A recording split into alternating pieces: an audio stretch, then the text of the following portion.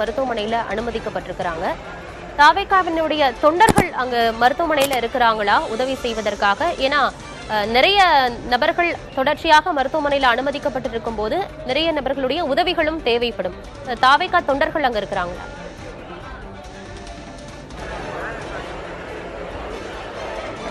மிக முக்கியமாக ஒரு சிலர், அதாவது அவர்களுடைய உடன் வந்தவர்கள், ஏனென்றால் அவர்கள் ஒரு சிலர் தங்களுடைய அடையாள அட்டை அணிந்தவர்கள் ஒரு சிலரை காண முடிகிறது. மற்றவர்கள் தன்னுடன் கூட வந்தவர் உடன் வந்த உறவினர்கள் மற்றவர்களை தேடியும் வராங்க. அவர்களும் தொடர்ந்து என்ன மாதிரியான சூழ்நிலை என்று அவங்க கண்காணித்து வராங்க.